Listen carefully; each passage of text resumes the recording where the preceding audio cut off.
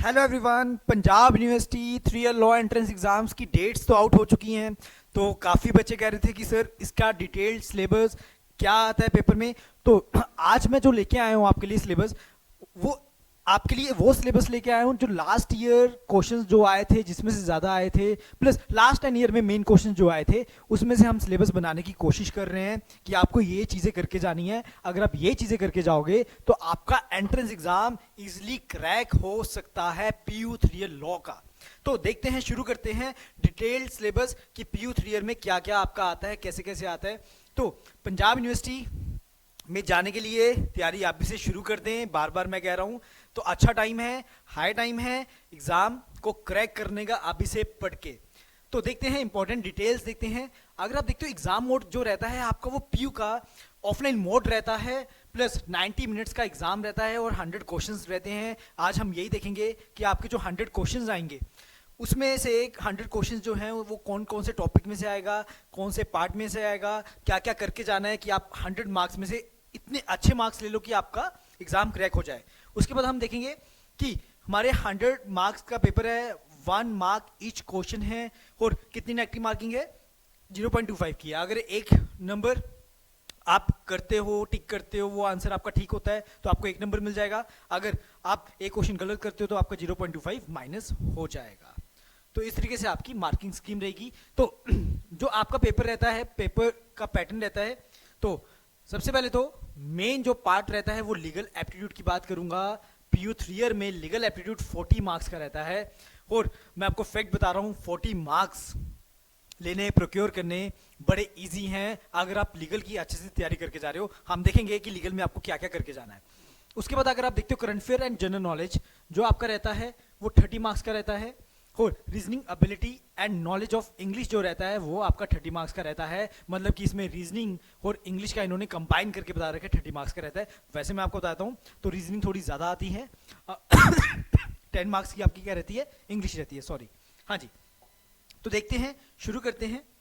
हाँ जी, current fair आपको mainly क्या करके जाना है, मैं आपको वो टॉपिक्स बता रहा हूँ। देखो करने को काफी कुछ है, काफी ज्यादा टॉपिक्स हैं, बट मैं आपको वो टॉपिक्स बता रहा हूँ जो आपके जिससे 60-70 मार्क्स इजिली आ सकते हैं, इजिली प्रोक्योर कर सकते हो।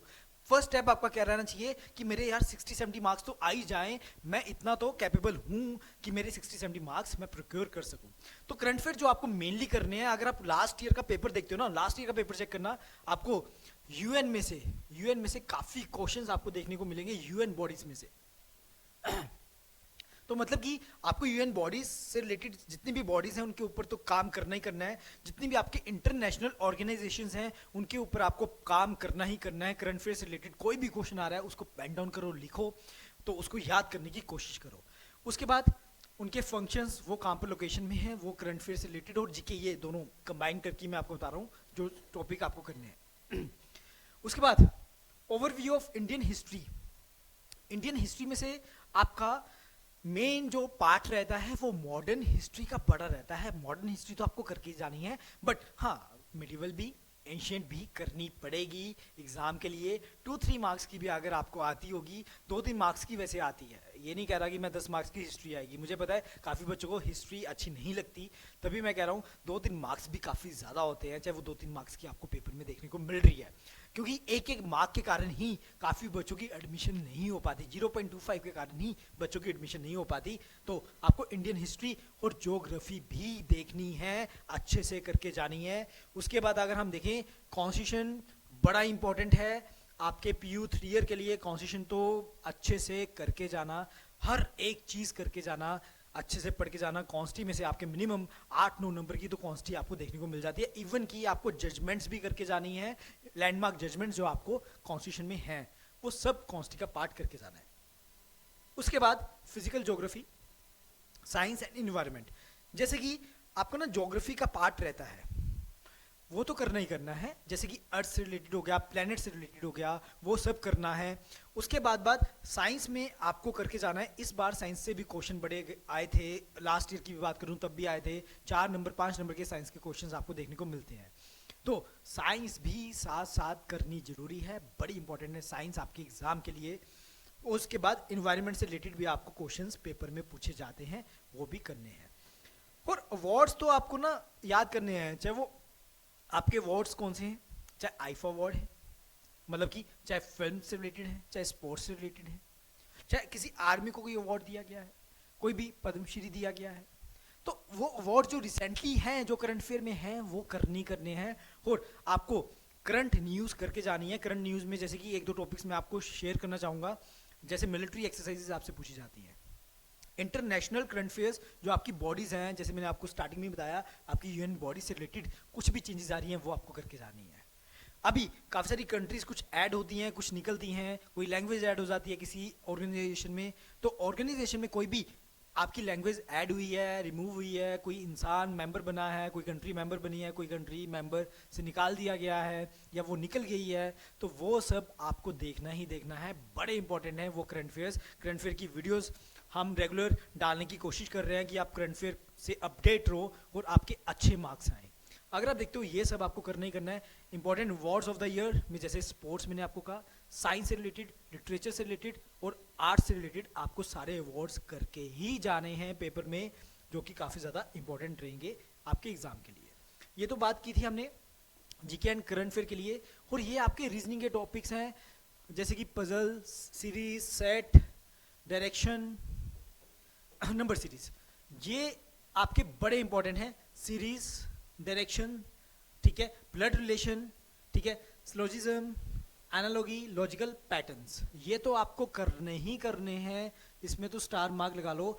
ये वो टॉपिक्स हैं जो आपके रेगुलर आते ही हैं, लास्ट 10 ईयर से देखने को मिल ही रहे हैं। इसके अलावा भी 3-4 टॉपिक्स हैं, अगर ये टॉपिक्स आपको समझ आ जाते हैं तो वो 3-4 टॉपिक्स आपको करने में कोई मुश्किल नहीं होगी, बड़ी इजीली आप कर लोगे। बट पहला काम क्या करना है, ये टॉपिक्स को आपको अच्छे से करना है, उसके बाद आपको फर्दर अगले टॉपिक्स में जाना है, ठीक है। तो ये अच्छे से करना शुरू कर दो। उसके बाद इंग्लिश की बात करूं, इंग्लिश में English grammar, vocab, antonym, synonyms, jumble word, sentences, idiom, phrases, fill in the blanks. और जैसे कि ग्रामर में ही आपको मेन चीज़ मैं आपको बता रहा हूँ, डिक्टेशन आपको करनी है, एरर्स आपको करने हैं, तो वो सब चीज़ें आपको करनी है। हाँ, 2-3 चीज़ें आती हैं। आप देखो इंग्लिश में ना बच्चे पूछते हैं कि सर टेंसेस करने शुरू कर दें, ये करने शुरू कर दें, ज़रूरत नहीं है। 2-3 महीने में आप फोकस करो हर एक चीज़ पे। आप जैसे कि इडियम फ्रेजेस इजीली याद कर सकते हो, एंटोनियम सिनोनियम की प्रैक्टिस इजीली कर सकते हो, जंबल वर्ड से इजीली कर सकते हो। अगर 2-2 नंबर के ये भी आ रहे हैं तो 6 नंबर आप आराम से ले सकते हो। अब वोकैब, अगर आप एंटोनियम सिनोनियम कर रहे हो तो वोकैब आपकी ऑटोमेटिक अच्छी होगी, 1 नंबर की वोकैब आ रही है। उसके बाद आपको एरर चेक करने आते हैं, जैसे कि आपको कोई स्पेल चेक दे दिया जाएगा कि कोई स्पेलिंग दे दी जाएंगी, आपको बताना है, 4 ऑप्शन दी जाएंगी, उसमें से बताना है कौन सी करेक्ट है। अब ये सब चीज़ें तो आप प्रैक्टिस से कर सकते हो, बट टेंसेस करोगे, 2 महीने लगाओगे, 3 महीने लगाओगे, वो सब अभी थोड़ा कम करते हुए इन चीज़ों पे ध्यान दे दो। 1-2 नंबर के टेंसेस आते हैं, वो आप बचपन से करते आ रहे हो, स्कूल टाइम से करते आ रहे हो, वो आपके ऑटोमेटिक ठीक होंगे, ठीक है, वो आपको कहीं ना कहीं आते होंगे और बड़ा बेसिक इंग्लिश पूछी जाती है। हाँ, एंटोनियम सोनियम वोकैब और इडियम फ्रेजेस थोड़ा सा अच्छे से करना, थोड़े से हाई लेवल के करने की कोशिश करना कि आपका एग्ज़ाम इजली क्रैक हो सके, इंग्लिश में आपके अच्छे नंबर आ सके, ठीक है। उसके बाद अगर हम देखें लीगल, जो सबसे इम्पोर्टेंट पार्ट है, इंडियन कॉन्स्टिट्यूशन जो करनी है, इसको तो इम्पोर्टेंट स्टार लगा लो। देखो इंडियन कॉन्स्टिट्यूशन और इंडियन पॉलिटी को हमने डिफरेंट तरीके से क्यों रखा है। इंडियन पॉलिटी में आपको चाहे वो मॉडर्न हिस्ट्री में इंक्लूड करो, चाहे वो इंडियन पॉलिटी में इंक्लूड करो, वो भी सब आपको करना पड़ेगा। जैसे कि features of the Indian constitution, borrow आपने कौन सी चीज़ कहाँ से की, वो सब भी आपको करना है, जरूरी है। कॉन्स्टिट्यूशन में मेनली क्या है, जो भी आपके आर्टिकल्स हैं, प्लस आर्टिकल्स के साथ साथ जो भी लैंडमार्क जजमेंट्स हुई हैं, तो वो भी आपको अच्छे से करनी है।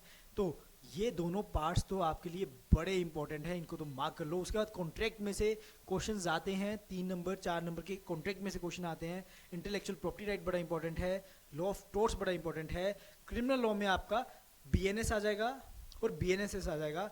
दोनों नए लॉज आपको देखने को मिल सकते हैं इस बार पेपर में, तो दोनों नए लॉज आपको करके जाने हैं। और आपको इंटरनेशनल लॉ करना है। एक चीज़ मैंने इधर जान के मेंशन नहीं की, क्यों? क्योंकि उसको मैं अलग से मेंशन करना चाहता था, जो कि अब आपके एग्जाम के लिए काफ़ी ज़्यादा इंपॉर्टेंट है। वो क्या है? जूरिस्प्रूडेंस, वो क्या है?